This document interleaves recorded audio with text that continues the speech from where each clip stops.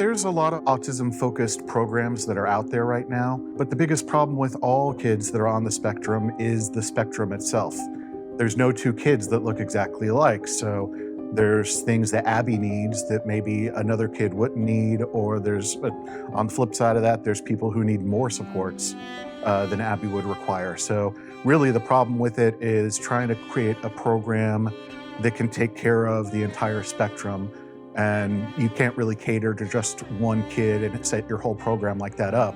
You have to be able to take care of the spectrum, and the spectrum doesn't look like just one person. Different places kept quitting us because they could get more money by billing insurance versus us just paying the $50 or $60 an hour.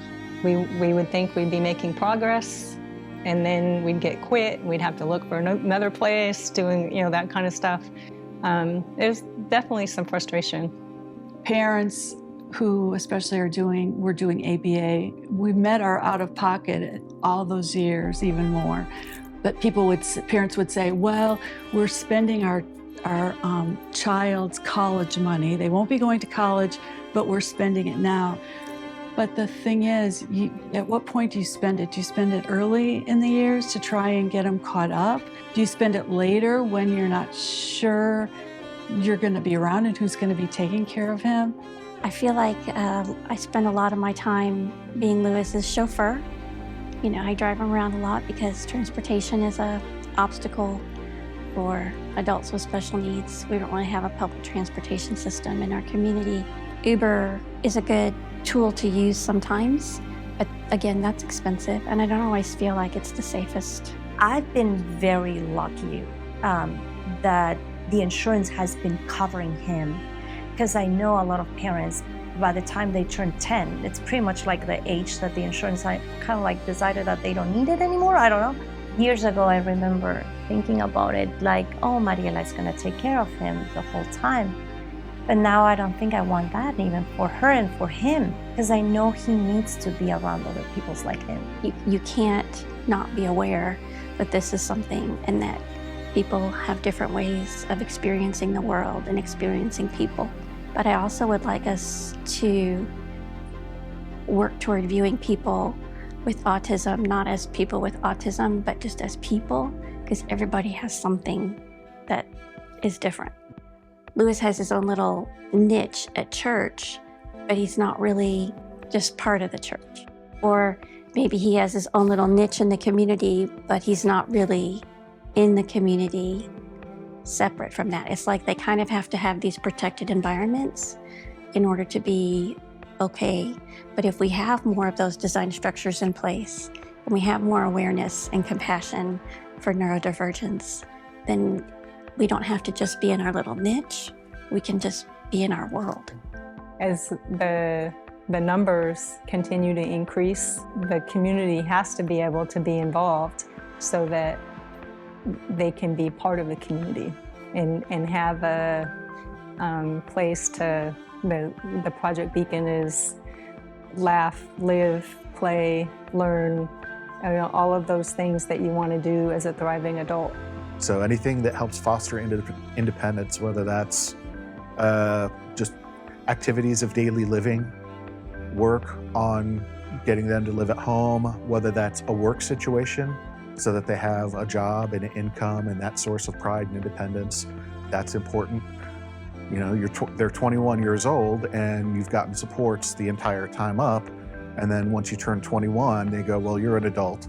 They turn off the support, and now you're just left there holding the bag. So for Project Beacon to be out there, really looking closely at these programs and saying, hey, what's the environment that we can set up? What's the program that we can set up to give these young adults the fullest and most meaningful life possible is very important. I think Project Beacon is paving the way, looking at Dayhab, looking at housing, looking at how the whole organization would fit in the community, not trying to do everything under this one umbrella, but collaborate with other organizations, partner with other organizations so that it'll provide opportunities. So for me, and that's part of what I picture or like to see in Project Beacon, it's gonna be almost like the day program that he attends right now, which is amazing. They do community inclusion, they have a store, they have the people that are qualified to know how to work with them, but there's also a place where they can live when parents are not here. With that, I will say, it will be my dream come true. That's one of the things that we love so much about the Project Beacon events. And Reese asks me every month, okay, what day is it? And he knows, what the number is, and we'll talk about it all month. What are we doing? What are we, and then like this week, he hasn't asked yet, but he'll be asking if his friends are going to be there. Project Beacon has been wonderful as far as the social activity.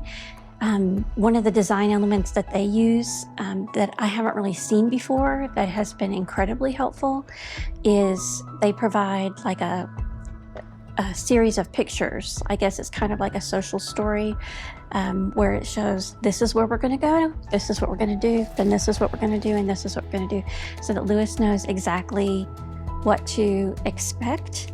And I think that's probably for Lewis what the key is as far as design elements go, is knowing what the plan is or what the routine is or what the procedure is. At some point, the parents that are here now will not be here. So what's going to happen to those kids? Well, classically, they will go into some sort of a state-funded program, which I can tell you, having seen some of those, that's not where we want our kids to end up. What we're hoping to help Project Beacon do is to create a privately funded option that's independent, that takes care of young adults on the spectrum to make sure that they're living their best lives. No, I was shocked when I saw him, Kelly, because I was like, I can't believe my son is just standing and following his peers. Like I was looking and like, that's not him. I picture he was gonna be there in a golf cart, constantly just driving around until it was time for mom to pick him up. Now he was actually, using that stick or whatever it's called and just, staying with a group. And I have seen things that Dio has done that I would have never thought that he was capable of. What we're trying to do with the Beacon Access Center is really a first of its kind.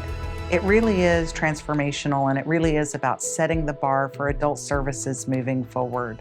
It's been 25 years since the CDC first started tracking the autism epidemic. Where we were once at 1 in 250, we're now at 1 in 36. Those children from yesteryear, today, they are adults, and we are in a race against the clock to be able to provide more and better services for these young adults. To those who have supported us on our journey so far, we appreciate you. We are grateful for you and for all that you have done. For those of you who are just now getting to know us, I invite you to join us in our journey. We've got a long way to go, but you can be a part of it. You can help us help each one of them run their race. Thank you.